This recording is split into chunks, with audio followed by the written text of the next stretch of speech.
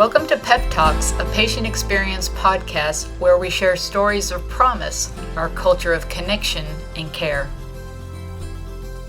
In this episode, we hear from Charlie Agurcia, a former diplomat and a patient advisor on our Patient and Family Advisory Council.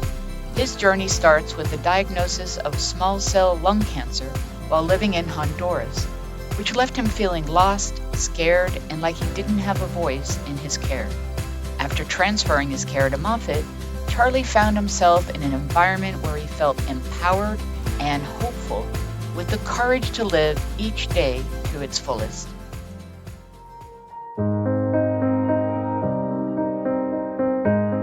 Hi, my name is Carlos Agurcia. My friends call me Charlie. I was born in Honduras. My dad's from Honduras, my mom's American.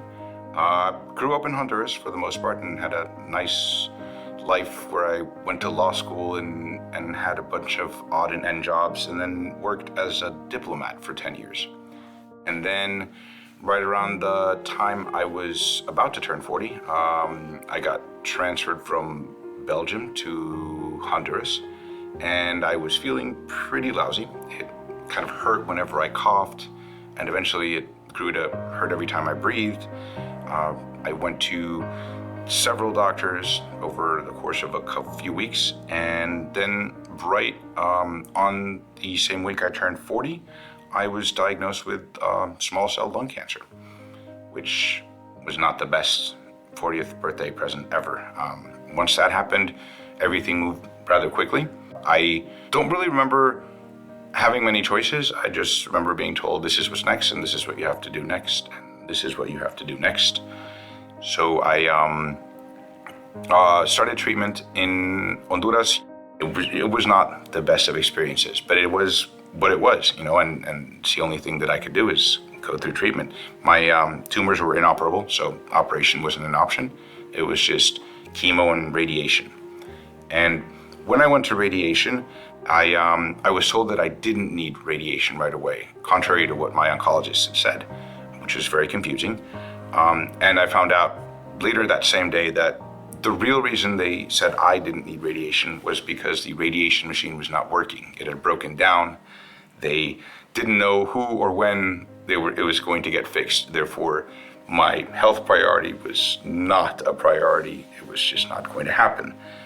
At which point in time, my parents and siblings kind of decided for me, and we packed up my bags and moved up to Sarasota, where my sister lives. And I came up to Moffitt for treatment. We found out about Moffitt through my sister, the one who lived here in Sarasota. I have two sisters, the older and the younger. And my kid sister did her research. And I think a big factor in me coming to Moffitt was when she contacted the international relations team. And they just did such a magnificent job of transferring me over, making sure that they had all of the information from my treatment and from my diagnosis in Honduras, and still managed to bring it over here and me not have to start from ground zero when I walked in the door.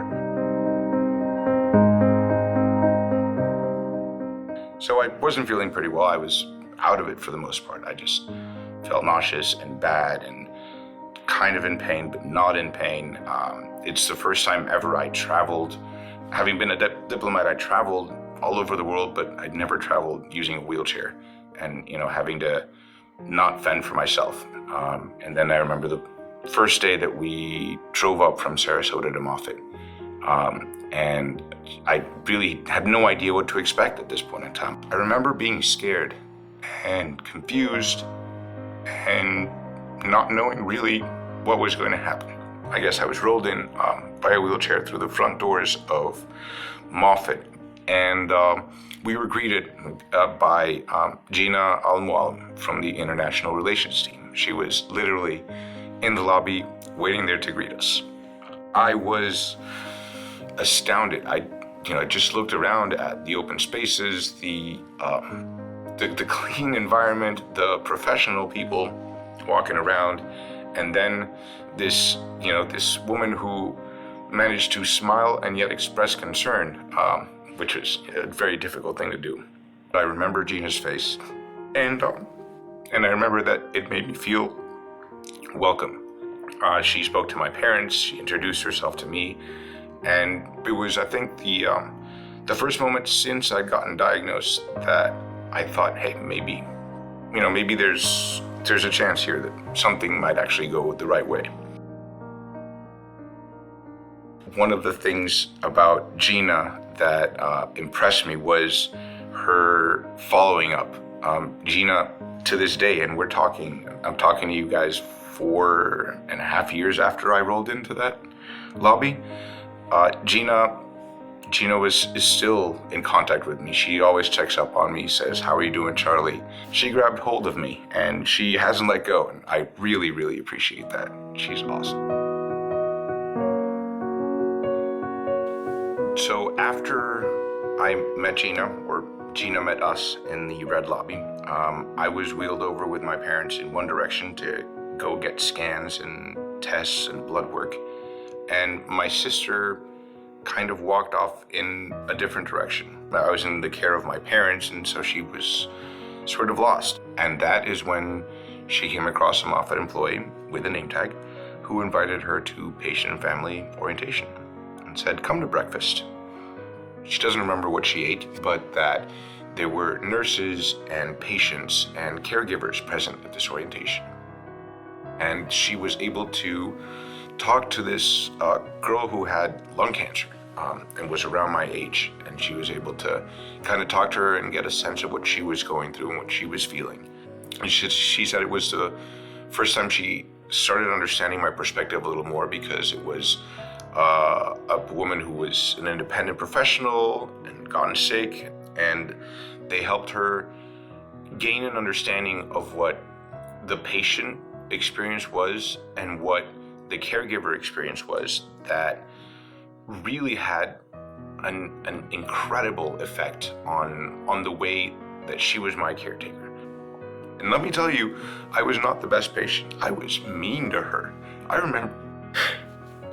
I remember yelling at her for stupid mistakes or out of frustration. Normally I'm the calm, collected member of my family. I'm the one who brings people together. And I went off the deep end.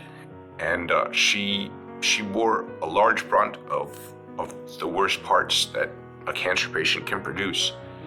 And had it not been for the preparation she got at that breakfast she went to when she was lost, it would have been a different story.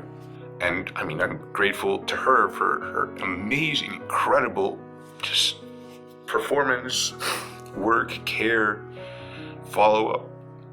And I'm grateful to Moffitt for helping her find the tools to be able to handle this in the best way possible. One of the feelings that I most had difficulty dealing with with my disease and while I was sick was the loss of control, the loss of independence. Like I mentioned, I used to be a diplomat, so I lived all over the world, had to figure stuff out on my own in places where I didn't even speak the language. And I managed to, not do bad. But then I got sick, and all of a sudden I lost control of everything. I honestly don't remember making any decisions regarding my treatment. I remember sitting in the thoracic oncology waiting lounge, and I was there with my parents, and one of the things that frustrated me the most would be that we would go into my appointments with my oncologist, either the radiologist or the thoracic oncologist, and my parents would either misinterpret, misunderstand, or refuse to really listen to what the doctor was saying. I was not happy, feeling that I had no control in absolutely anything. And then a nurse came up to me. She didn't come up to my parents stood up, and she didn't address them, she addressed me. And she asked me, "Who do you want to meet with the doctor? You can go by yourself if you want." And it's It's something silly. It's a silly question now that I think of it. It's not even that big of a deal. It sounds normal and commonplace and ordinary. But to that Charlie, the Charlie back then who had no power, no control, who felt completely powerless, it was this shining light of control, of reason, of illumination. At that moment, I felt like that nurse threw me a lifeline. She saw me struggling. She saw me in a hole, and she said, "You can make this decision. You are empowered to do so. You're not your disease. You're not your medications. You are your own person." And naturally I said, I want to meet with the doctor on my own, much to my parents' chagrin. And the nurse said it's his right and he can go see the doctor on his own, which I did. And it didn't take away any of the physical symptoms I was having. But for me, that one moment was a game changer. That's what it was. It was a game changer because it's the first moment I remember that I finally took charge of my treatment and my disease. And one thing that Moffitt has definitely focused on and always made me feel is that I was a person, that I wasn't my disease, I wasn't a number, I wasn't just another patient, I was Charlie. And Charlie had feelings and rights and a reason to live. I had been given the choice of taking control, and I was able to do so. And look at me now. So it's been a few years now since I finished chemo and radiation, and getting past that wasn't any less difficult. Recovery is just as hard as treatment. It hasn't been easy. It's been tough, but it's possible. Nowadays, I'm an actor in Sarasota. I do theater, and I enjoy seeing audiences, and I enjoy having the energy and the ability to be able to make art. It makes it fun. Rumor has it that I might even go back to diplomacy next year. What's amazing is that I haven't met anybody who's survived small cell lung cancer as long as I have. The odds of doing so are pretty low. That being said, I wouldn't be here without, obviously, first my family and caregiving team, but the Moffitt team. Every single person that I interacted with, every single time that I came here, every time I called, every time I needed something, a smile, a gesture of encouragement, or a simple question like, who do you want to go see the doctor, can make such an amazing difference. And I will never, ever get tired of saying thank you and being grateful and doing what I can to help out when I can for people in my situation or similar. And that being said, if I have a message for anybody out there who has small cell lung cancer or is battling cancer in general, don't lose hope. Hope is the most important thing you need to hold on to. And after you realize that there's hope, also realize that you're in control. It's your body, it's your life that you're fighting for. And it's worth fighting for because it's a beautiful, beautiful world out there.